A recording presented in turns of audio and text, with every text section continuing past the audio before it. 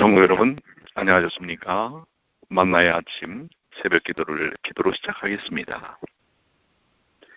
언제나 저희를 지극히 사랑하시는 하늘에 계신 아버지 하나님, 오늘 이 아침에도 주님의 사랑을 통하여 저희에게 생명을 주시고 오늘 이 땅에서 살 수 있는 능력을 주신 것, 주님의 은혜를 영광과 찬양을 돌립니다. 오늘 이 아침에도 주님의 음성을 직접 듣기를 원합니다. 주님 말씀하여 주시고 듣게 하여 주시옵소서. 그리고 깨닫게 하여 주시옵소서. 오늘도 주님과 늘 동행하도록 인도하여 주시옵소서. 저희의 삶을 통해 먹든지 마시든지 주님의 영광을 드러낼 수 있도록 도와주시옵소서. 이 시간 성령의 충만함을 허락해 주실 줄을 믿고 감사드리며 사랑과 자비가 많으신 우리 주님 예수님의 이름으로 간절히 기도드리옵나이다. 아멘. 오늘 함께 나눌 말씀 묵상의 내용은 데살로니가전서 2장 1절로 12절까지 있는 말씀입니다. 데살로니가전서 2장 1절로 12절입니다. 성경 말씀 함께 보도록 하겠습니다. 형제들아, 우리가 너희 가운데 들어감이 헛되지 않은 줄을 너희가 친히 아나니, 너희 아는 바와 같이 우리가 먼저 빌립보에서 고난과 능욕을 당하였으나 우리 하나님을 힘입어 많은 싸움 중에 하나님의 복음을 너희에게 말하였노라. 데살로니가전서 2장 3절. 우리의 권면은 간사에서나 부정에서 난 것도 아니요 괴기에 있는 것도 아니라 오직 하나님의 옳게 여기심을 입어 복음 전할 부탁을 받았으니 우리가 이와 같이 말함은 사람을 기쁘게 하려 함이 아니요 오직 우리 마음을 감찰하시는 하나님을 기쁘시게 하려 함이라. 너희도 알거니와 우리가 아무 때에도 아첨의 말이나 탐심의 탈을 쓰지 아니한 것을 하나님이 증거하시느니라. 우리가 그리스도의 사도로 능히 존중할 터이나 그러나 너희에게든지 다른 이에게든지 사람에게는 영광을 굳지 아니하고 오직 우리가 너희 가운데서 유순한 자 되어 유모가 자기 자녀를 기름과 같이 하였으니 우리가 이같이 너희를 사모하여 하나님의 복음으로만 아니라 우리 목숨까지 너희에게 주기를 즐겨함은 너희가 우리의 사랑하는 자 됨이니라. 형제들아, 우리의 수고와 애쓴 것을 너희가 기억하리니 너희 아무에게도 누를 끼치지 아니하려고 밤과 낮으로 일하면서 너희에게 하나님의 복음을 전파하였노라. 우리가 너희 믿는 자들을 향하여 어떻게 거룩하고 옳고 흠없이 행한 것에 대하여 너희가 증인이요 하나님도 그러하시도다. 너희도 아는 바와 같이 우리가 너희 각 사람에게 아비가 자기 자녀에게 하듯 권면하고 위로하고 경계하노니 이는 너희를 부르사 자기 나라와 영광에 이르게 하시는 하나님께 합당히 행하게 하려 함이니라. 데살로니가전서 2장 1절로 12절까지 있는 말씀이었습니다. 우리가 어제 이제 우리 데살로니가전서를 시작을 했는데요. 1장은 재림의 소망에 대하여 담고 있습니다. 이제 2장은 재림 때의 영광에 대하여 특별히 언급을 하고 계시는데요. 1절과 12절의 말씀은 바울의 말씀 사역에 대하여 소개하고 또한 그 뜻이 무엇이었는지를 이야기하고 있습니다. 데살로니가 교인들을 위해 하나님의 은혜와 평강을 기원하고 그들의 모범적 믿음 생활로 인해 하나님께 감사하며 그들의 선택을 확신한 바울은 이제 자신이 어떻게 그들 가운데서 사역하였는지에 대하여 증거하고 있습니다. 이것은 말씀 사역의 귀한 모본을 보이며 우리 모든 복음을 증거하는 이들에게 중요한 교훈이 될 것입니다. 1절로 2절에 있는 말씀을 통해 우리가 사도행전 16장과 17장에서 읽었던 것처럼 바울은 빌립보에서 매를 많이 맞고 옥에 갇혔었고 데살로니가에서도 유대인의 강한 반대를 받았습니다. 그러나 그는 많은 싸움 중에 하나님을 힘입어 복음을 담대히 전하였습니다. 여기 말한다라는 원어는 파레시아 조마이라는 뜻인데요. 자유로이, 담대히 말한다는 뜻입니다. 그가 갖고 있던, 그가 깨달은, 그가 알고 있는 복음의 사실을 담대히 증거하는 것을 보여줍니다. 어떻게 보면 오늘 우리가 갖고 있는 믿음에 대하여, 복음에 대하여 담대히 증거하는 일에 모본이 아닌가 이렇게 생각이 됩니다. 3절로 4절에 있는 말씀은 우리의 권면은 간사에서나 부정에서 난 것도 아니요 그에게 있는 것도 아니라. 여기 초두에 왜냐하면이라는 말 가르라는 이 말이 나오는데요. 바울 일행이 고난 중에 하나님의 복음을 담대히 말한 이유를 보여주고 있습니다. 그 이유는 그들의 권면이 간사에서나 부정에서나 되게 난 것이 아니기 때문입니다. 간사라는 말은 거짓이라는 뜻입니다. 되게라는 말도 이와 비슷한 속임이라는 뜻입니다. 만일 그들의 권면이 거짓과 불결과 속임에서 나온 것이었다면 평안할 때는 혹시 담대하게 말할 수 있을지 몰라도 환난 중에서는 그렇지 못했을 것입니다. 환난 중에 거짓을 담대히 말하는 자는 없을 것입니다. 바울 일행이 복음을 담대히 말한 이유는 그들이 하나님의 인정을 받아 복음 전할 부탁을 받은 대로 사람을 기쁘게 하지 않고 그들의 마음을 감찰하시는 하나님을 기쁘시게 하려 하였기 때문입니다. 하나님을 기쁘시게 하는 복음 전거입니다. 사람에게 보이기 위함이나 어떤 결과를 드러내기 위함이 아니라 하나님을 기쁘시게 하기 위한 복음 전거입니다. 사람이 사람을 기쁘게 하는 일이었다면 어떤 고난이 오면 그것을 지속할 수가 없다는 사실이죠. 그러나 그들은 하나님을 기쁘시게 하려 했기 때문에 환난 중에서도 낙심치 않고 하나님의 원하시는 말을 담대히 가감없이 자유로이 전할 수 있었습니다. 하나님 앞에 일하는 복음 전도자들은 현실에 어렵고 척박한 환경들을 극복하고 담대히 그 복음을 증거할 수 있는 것입니다. 어떻게 보면 우리는 환경의 영향을 참 많이 받습니다. 세상이 이래서 모든 것이 다 어렵기 때문에 그래서 마땅히 우리가 드러내야 할 복음의 증거들을 그렇지 못할 때가 많습니다. 그것은 바로 하나님을 기쁘시게 하는 것이 아니라 인간에게 초점이 맞춰져 있기 때문에 그렇다고 보여지는 것입니다. 우리가 이 데살로니가 전서에 바울이 언급했던 것처럼 하나님을 기쁘시게 하는 자는 어떤 고난도 그분의 능력을 통해서 이겨낼 수 있음을 여러분과 저 또한 경험하시게 되기를 간절히 축원합니다. 5절입니다. 너희도 알거니와 우리가 아무 때에도 아첨의 말이나 탐심의 탈을 쓰지 아니한 것을 하나님이 증거하시느니라. 5절부터 8절까지의 내용이 바울 일행이 거짓이나 불결한 동기에서 일하지 않고 사람을 기쁘게 하려 하지 않고 오직 하나님을 기쁘시게 하려 했다는 증거임을 보입니다. 그 증거는 무엇입니까?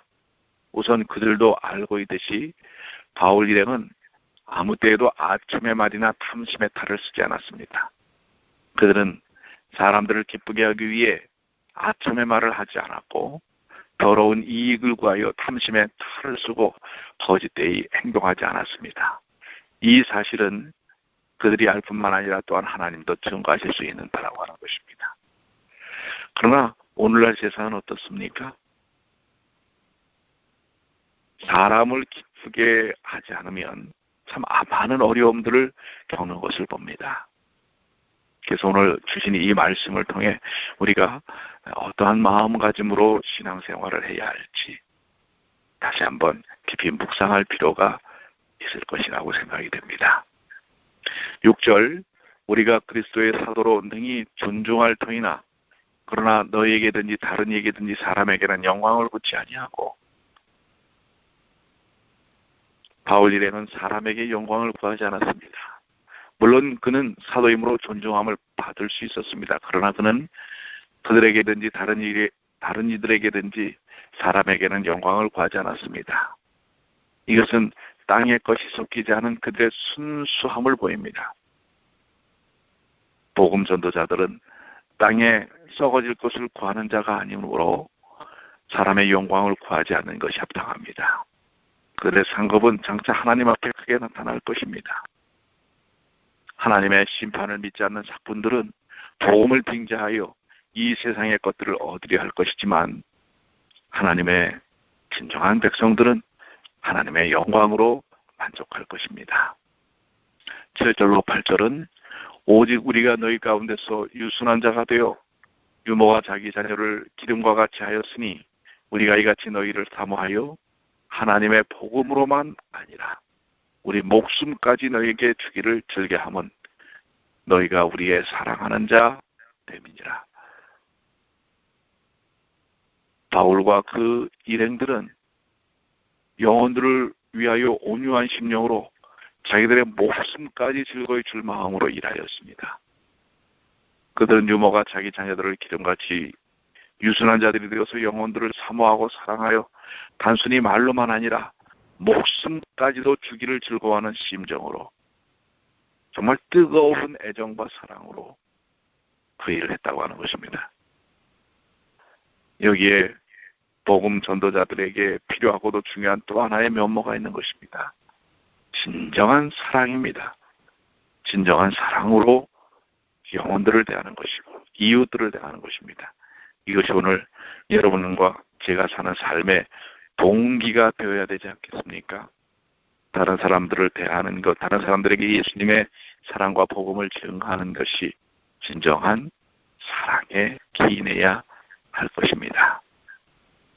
9절의 말씀입니다. 형제들아, 우리의 수고와 애쓴 것을 너희가 기억하리니 너희 아무에게도 누를 끼치지 아니하고 말과 밤과 낮으로 일하면서 너희에게 하나님의 복음을 전파하였노라. 바울은 다시 한번 자신의 말씀 사역에 대해 증거하고 있습니다. 그는 자신의 수고와 애쓴 것을 데살로니가 교인들은 기억할 것이라고 말하며 그들에게 누를 끼치지 않기 위하여 밤낮으로 일하면서 하나님의 복음을 전파한 사실을 언급합니다. 이런 사실들은 그의 말씀의 사역이 순수한 동기에서 이루어졌음을 증거합니다. 그의 동기가 순수하지 않았더라면 그는 사도의 이름을 이용하여 사람들에게 누를 끼쳤을 것이고 일하지 않고 편안히 섬김을 받는 자가 되려 하였을 것입니다. 오늘날에도 사실 복음 전도자들이 그들이 갖고 있는 능력과 권한을 통해서 사람들에게 피해를 주는 경향들을 보일 수도 있는 것입니다. 그러나 사도는 진정으로 영혼들을 사랑함으로 그 모든 것을 헌신하고 봉사하는 그러한 마음가짐에서 사람들에게 부담과 폐를 끼치지 않는 순수함으로 그 사역을 이루었다는 사실을 보게 합니다. 10절입니다. 우리가 너희 믿는 자들을 향하여 어떻게 거룩하고 옳고 흠없이 행한 것에 대하여 너희가 증인이요 하나님도 그러하시도다. 바울은 자신의 사역을 다시 간추려 표현하기를 너희 믿는 자들을 향하여 어떻게 거룩하고 옳고 흠없이 행한 것이라고 합니다. 바울의 말씀 사역은 한마디로 하나님 앞에서 정당하고 흠없이 행한 사역이었습니다. 이것에 대하여 데살로니가 교인들이 증인이요 하나님도 증인이 되신다고 담대히 말하고 있습니다. 이럴 만큼 순수하게 자기의 사역에 대하여 담대히 이야기할 수 있어야 할 것입니다.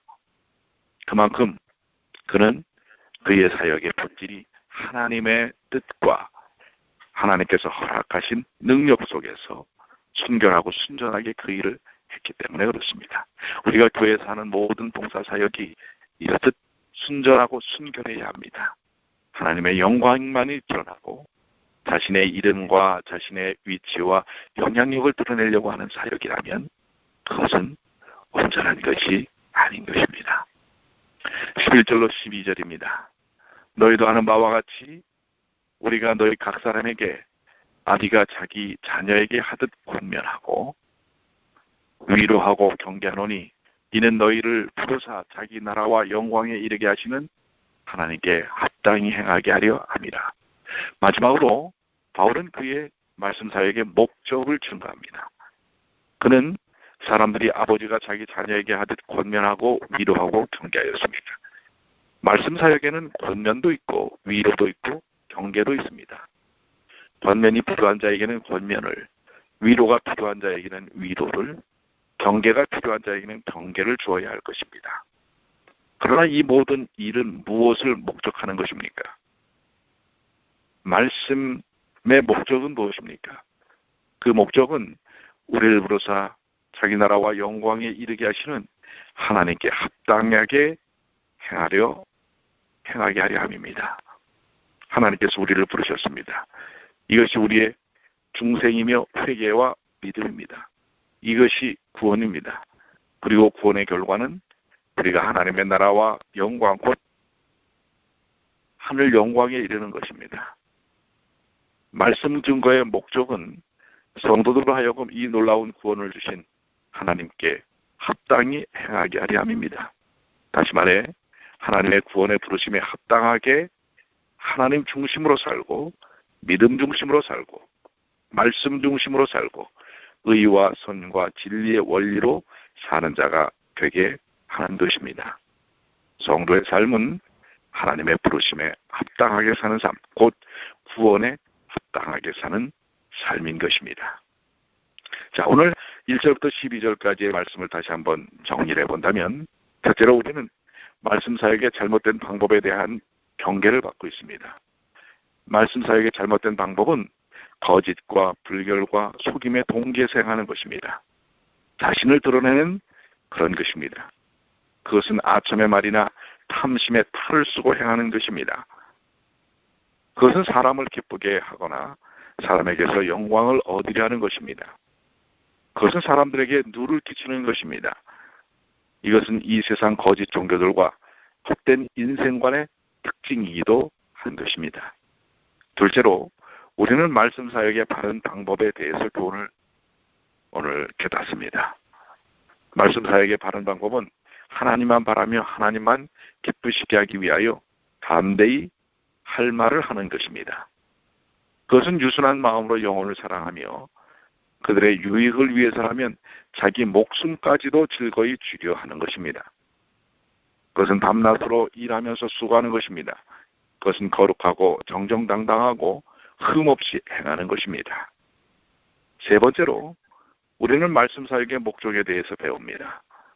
말씀 사역의 목적은 우리를 부르시고 구원하신 하나님께 합당하게 행하게 하기 위함입니다. 하나님께 합당하게 행하는 것이란 우리가 하나님께 돌아왔으므로 하나님 중심으로 경건하게 살며 항상 말씀과 기도로 하나님과 교통하며 하나님을 의지하며 하나님과 동행하는 것입니다. 하나님과 동행하는 것입니다. 그래서 하나님의 자녀답게 하늘 백성답게 그분의 원하시는 뜻대로 거룩하고 의롭고 선하고 진실한 삶을 사는 것입니다. 오늘 데살로니가전서 2장 1절로 12절의 말씀을 통해 사역의 목적 또한 복음의 뜻, 그것이 어떻게 우리의 삶 속에서 적용되고 드러나야 할지를 배웠습니다. 오늘 하루도 주님과 동행하시는 말씀 속에서 능력을 체험하는 변화의 능력을 체험하는 주님의 귀한 자녀들이 되시기를 간절히 축원합니다. 기도하시겠습니다. 하늘에 계신 아버지 하나님, 오늘 주신 말씀들이 너무나 귀합니다. 오늘 사도 바울이 자신의 복음 사역의 의미가 무엇이었는지 또 어떠한 태도와 자세로 그 일을 임했는지를 배웠습니다.